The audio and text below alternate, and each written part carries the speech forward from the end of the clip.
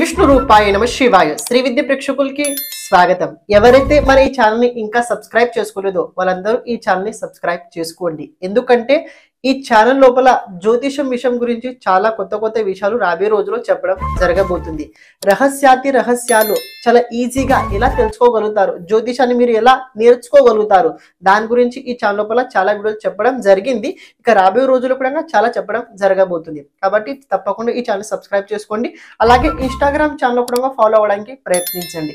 Instagram channel లోపల daily ఫలితాలతో పాటు డైలీ పరిహారాల గురించి కూడా చెప్పడం జరగబోతుంది. కాబట్టి మీకు ఈజీ అవ్వడానికి ఇన్స్టాగ్రామ్ ఛానల్ లోపల పిక్చర్తో పాటు అంటే ఎలా చేయాలి విధి ఆ రకంగా కూడా దాని అనుసారంగా ఇన్స్టాగ్రామ్ ఛానల్ లోపల పోస్ట్ చేయడం జరగబోతుంది.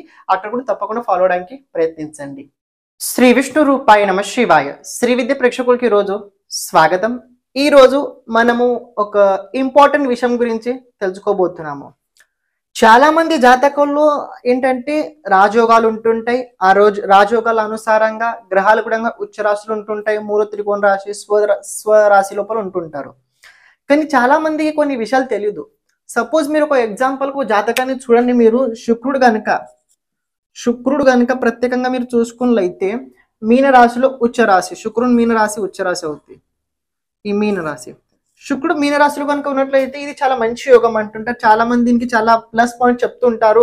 మీ జీవితంలో ఇలా జరుగుద్ది, అలా జరుగుద్ది, లైఫ్ లగ్జరీగా ఉంటుంది, చాలా అద్భుతంగా ఉంటుంది, మీరు అనుకుని అన్ని దక్కుతాయి, అమ్మాయిల గురించి అన్ని అంటే శుక్రుడు సంబంధించిన అన్ని విషయాలు మీకు చాలా ప్లస్ లోనే చెప్తుంటారు. పాయింట్ నిజమే అది. కానీ నిజంగా లాభుద్యా అవ్వదని చాలా మందికి డౌట్ కూడా ఉంటుంది. నిజంగా అలా అవుతుంది. ఎప్పుడు అవుతుంది అది తెలుసుకోండి. శుక్రుడి దగ్గర బలం ఉండాలి. ఇక్కడ శుక్రుడి దగ్గర బలం లేకపోయినట్లయితే మీన రాశిలో ఉన్న శుక్రుడు కూడా అంత ఫలితాలు ఇవ్వడు. కాబట్టి పాయింట్ ఇక్కడ చెప్పాల్సింది ముఖ్య ఉద్దేశం అంటే గ్రహ బలం ఎలా తెలుసుకోవాలి.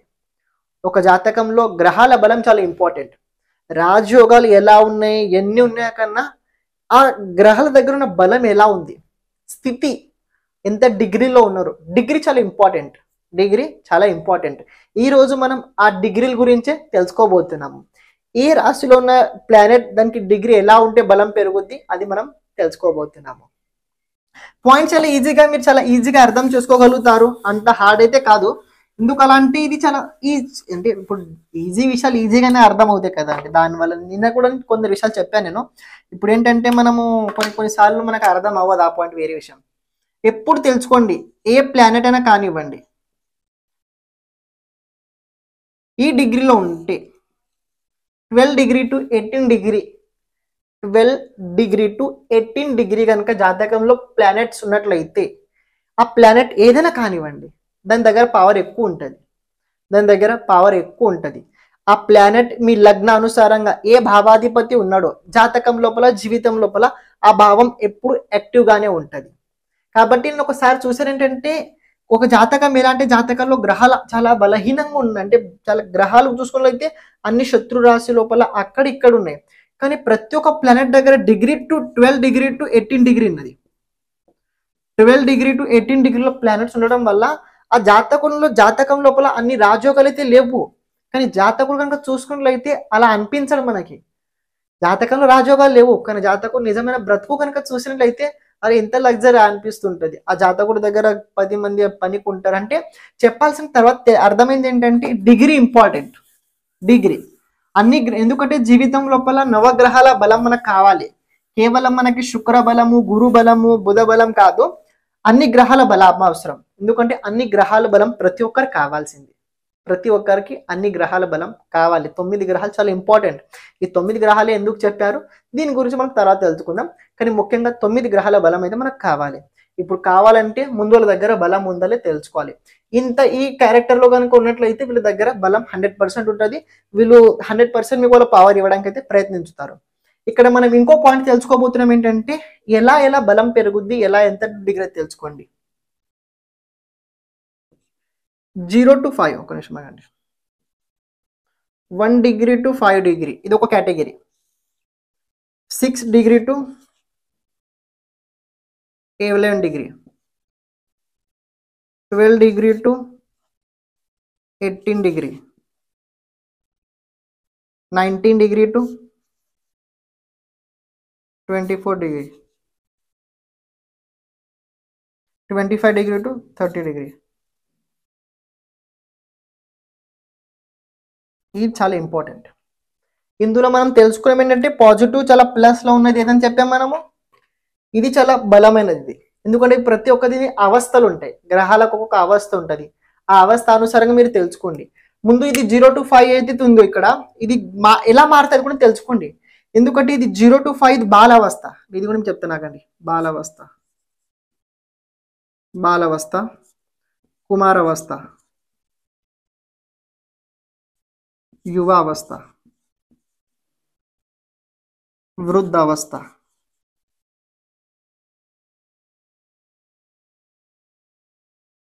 మృతావస్థ.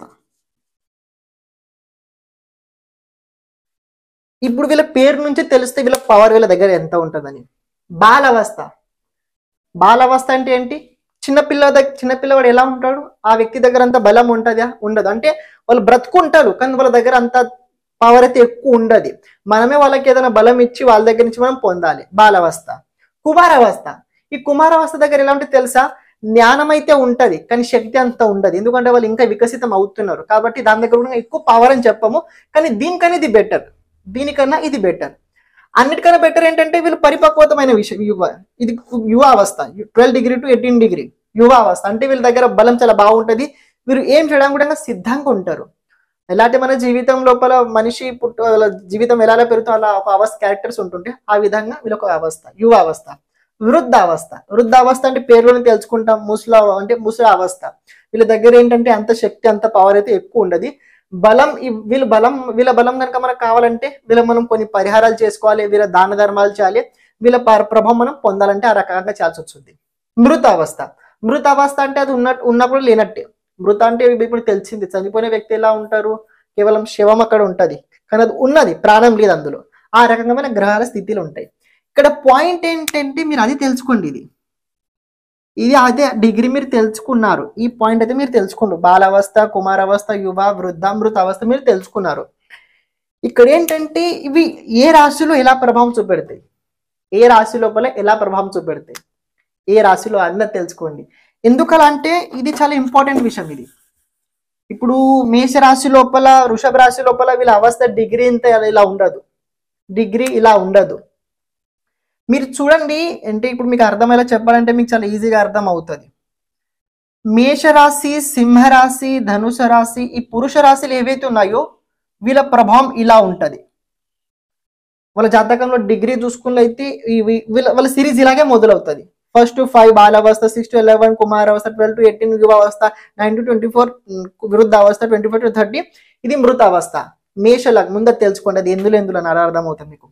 1 5 3 9 7 11 ఇవి పురుష రాశులు.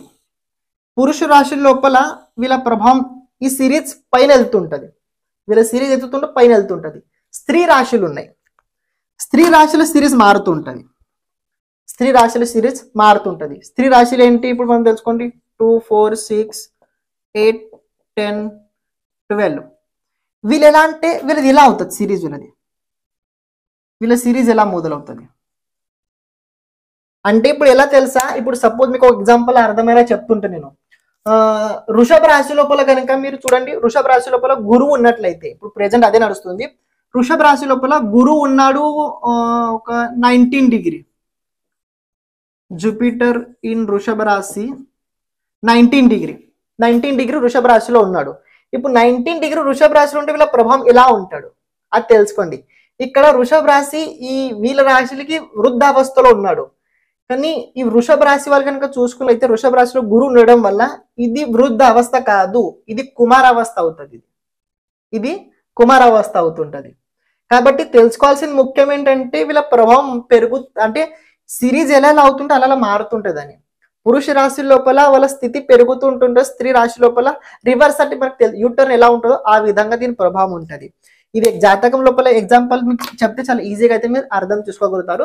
ఒకటి మీరు కనుక కుదిరితే స్క్రీన్ షాట్ అయినా కొట్టుకోండి, లేకపోతే నోట్ అయినా చేసి పెట్టుకోండి. ఇప్పుడు మనం ఒక ఎగ్జాంపుల్ జాతకం చూడబోతున్నాము. ఆ జాతక అనుసారంగా దానికి ఎలా ఉండబోతుంది మనం తెలుసుకుందాం.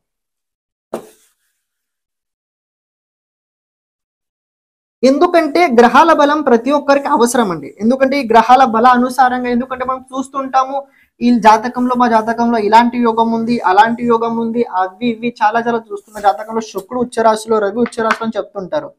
కానీ వాళ్ళ దగ్గర డిగ్రీ ఎంత ఉంది అది కూడా చాలా అవసరం కదా అండి. డిగ్రీ చాలా అవసరం. అది డిగ్రీ కనుక సరిగ్గా లేకపోయినట్లయితే వాళ్ళు సరిగ్గా ప్రభావం చేయరు, వాళ్ళ అవస్థ కూడా సరిగ్గా ఉండదు. ఇప్పుడు ఎగ్జాంపుల్ కనుక చూసుకున్నట్లయితే మనము ఎక్కువ ఈరోజు మిథున్ లగ్నం చూద్దాం. 3rd 4th 5th 6th 7th 8th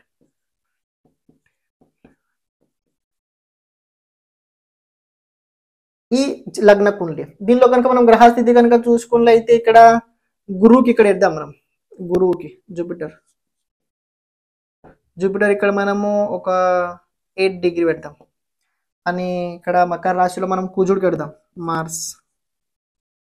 ఇక్కడ కుజుడికి మనం 2 డిగ్రీ పెడదాం. అని ఇక్కడ మనము కన్యా రాశిలో బుధునికి పెడదాం. ఇక్కడ బుధునికి మనం ఇక్కడ ఒక 25 డిగ్రీ పెడతాం మనం. మీకు ఎగ్జాంపుల్ అర్థం వల్ల చెప్తున్నాం, దానివల్ల తెచ్చుకోండి మీరు. ఇక్కడ ముందు మీరు గ్రహాలు చూడండి, ఏ గ్రహాలు మనం ముందు తెలుసుకోబోతున్నాం అది తెలుసుకోండి మీరు. మనం బుధుని డిగ్రీ ఎలా ఏ విధంగా అలా తెలుసుకుందాం.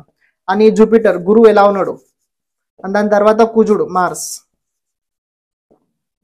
వీళ్ళ రాశి ఏది ఉంది. బుధుడు కన్యా రాశిలో అంటే స్త్రీ రాశిలో ఉన్నాడు. స్త్రీ రాశి 6 నంబర్ రాశి పెట్టుకోండి, కేవలం నెంబర్ కన్యా రాశి. జూపిటర్ ఎలా ఉన్నాడు, ధను రాశిలో ఉన్నాడు, ఇది పురుష రాశిలో ఉన్నది. కుజుడు స్త్రీ రాశిలో ఉన్నాడు. ఇది తెలుసుకున్నారా మీరు? ఇది అర్థం చేసుకోండి. ఇప్పుడు దీని ప్రభావం ఎలా ఉందో అది తెలుసుకోండి. బుధుడు 25 డిగ్రీలో ఉన్నాడు. బుధుడు 25 డిగ్రీ అంటే కన్యా రాశి 25 డిగ్రీ ఏమవుతుంది, ఇది లాస్ట్ సిరీస్ లో అవుతుంది. అంటే బాలావస్థలో వస్తుంది. ఇది బాలావస్థ అంటే డిగ్రీ పెరిగింది ఇది, కానీ వీళ్ళ అవస్థ కన్యా రాశి ఉండడం వల్ల వెనకకు వస్తుంటారు బాలావస్థలో. ఇక్కడ జూపిటర్ గురు అగ్నితత్వ అంటే పురుష రాశిలో ఉన్నాడు, 8 డిగ్రీలో ఉన్నాడు. అంటే డిగ్రీ ఏమొచ్చుద్ది, కుమారావస్థ వస్తుంది. ఇక్కడ కుజుడు స్త్రీ రాశిలో ఉన్నాడు, కానీ డిగ్రీ 2 డిగ్రీ ఉంది. దీనికి మనం ఏం డిగ్రీ అంటాం చెప్పండి. దీనికి మనం సెకండ్ డిగ్రీ యాక్చువల్ కనుక చూసుకుంటే ఇది బాలావస్థ అవ్వాలి. 2 డిగ్రీలో ఉన్నాడంటే మనం బాలావస్థ అనుకుంటాం, కాదు 2 డిగ్రీ అంటే దీన్ని మృత అవస్థలో ఉన్నాడు కుజుడు ఇక్కడ. ఇది చాలా ఇంపార్టెంట్. అంటే స్త్రీ రాశిలో ఉన్న గ్రహాల ప్రభావం కింది నుంచి పైకి వెళ్తుంటది, పురుష రాశిలో ఉన్న గ్రహాల ప్రభావం పై నుంచి కిందికి వస్తుంటది. ఇది మీరు ఒకటి అర్థం చేసుకోండి. మీరు కొన్ని జాతకాలు కనుక చూసినట్లయితే దీన్ని అప్లై చేసినట్లయితే మీకు చాలా ఈజీగా అయితే అర్థం అవుతుంది. రేపటి రోజున మనం ఇంకో కొత్త విషయం గురించి మనం తెలుసుకోబోతున్నాము. ఎందుకంటే మనం జ్యోతిషం లోపల చాలా చాలా చెప్పాల్సిన విషయం చాలా ఉన్నాయి.